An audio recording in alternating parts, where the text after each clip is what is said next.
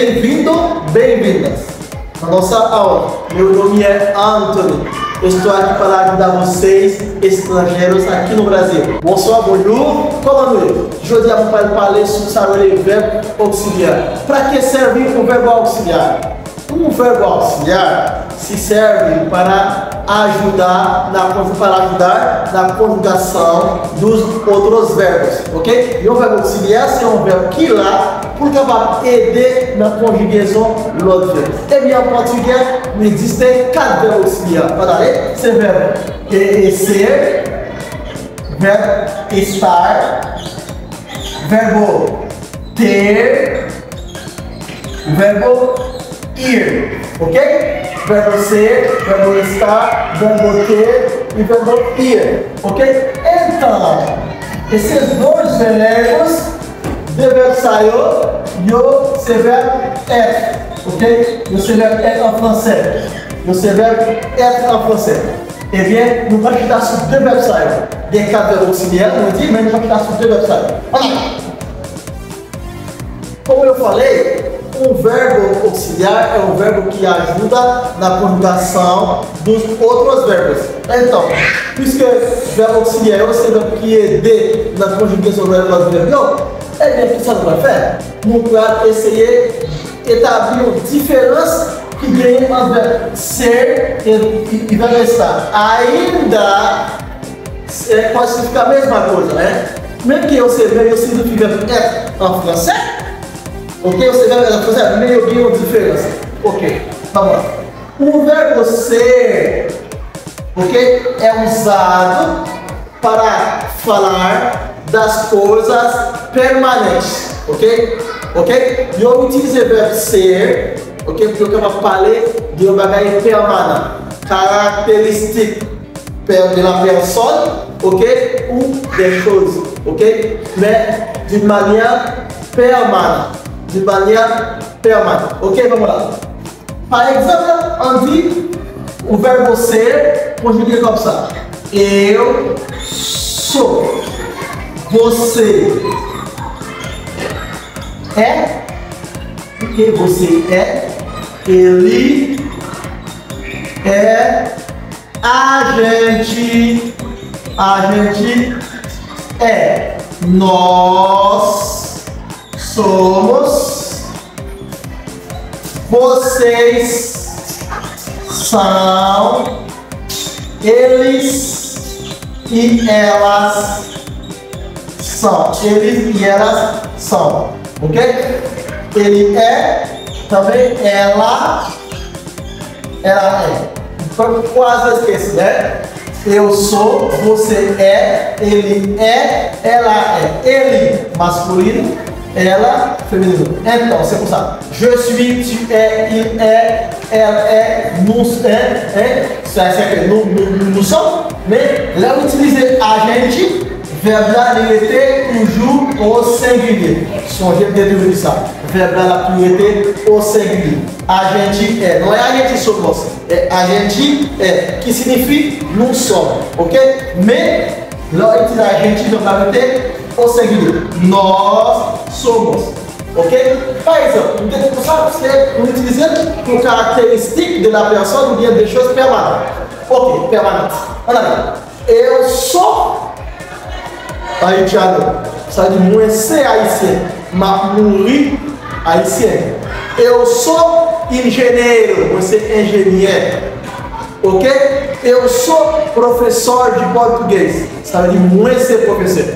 Animação aqui permanente, toujours professeur. Portanto, o verbo estar significa être toujours. Vamos lá. O verbo estar.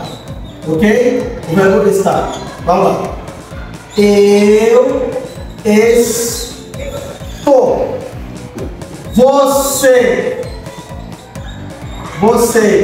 está avec accent aigu. Si ce accent n'est pas verbe, devenir pronom ou bien adjetivo demonstrativo, ok? Ele ou bien ela está, a gente, ok? Desculpa, a gente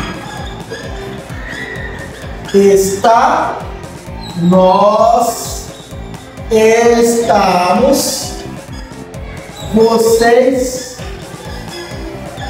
estão, vocês estão, eles, elas estão.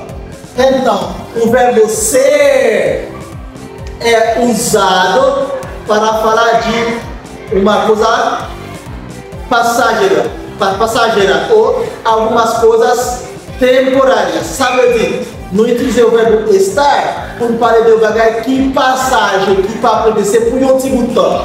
Ou utiliser o verbo estado para falar de um lieu a outro.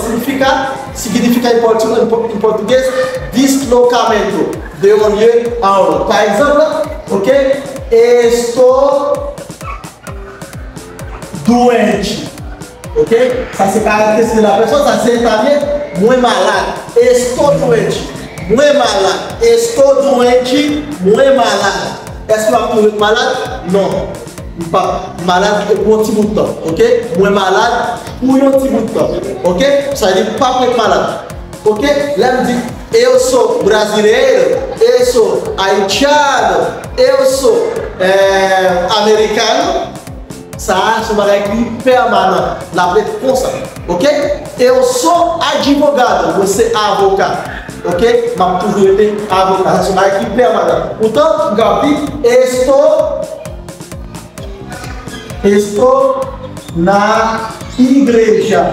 Ok? Não é l'église. Est-ce que tu vas mettre l'église là?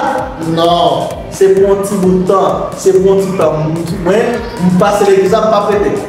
Je vais à l'église là, après ça, moi, dans le supermercado, dans ma quête. Après ça, moi, l'école, et bien, c'est différent. Pourtant, verbe estar, verbe être, je trouve ici estar et ser, je signifie verbe être, mais différence pour bien gens pour utiliser. Ok? Estou muito feliz. Muito content. Estou muito contente. Feliz, contente, alegre. Ça veut dire muito content. Est-ce que tu es content? Non. Agora, estou bravo. Muito fâché. Ok? Estou caminhando. Uma marcha de podia estar se mandando mas essa é uma coisa de marcha. Mas eu consigo então. Ok? Estou no banheiro. Mas na toaleta lá. Essa que é uma coisa na toaleta? Não. Não está na portanto, sim, eu sou casado, eu sou solteiro, o dia saiu, o dia verbo ser, porque é uma parede. É mesmo o dia ser sobre o verbo auxiliar saiu no été, parce que je vais faire une vidéo à côté, si tu n'es pas d'accord avec la vidéo à l'eau, 18 minutes là, la poubelle, j'ai ça à 10 minutes. Donc, l'autre.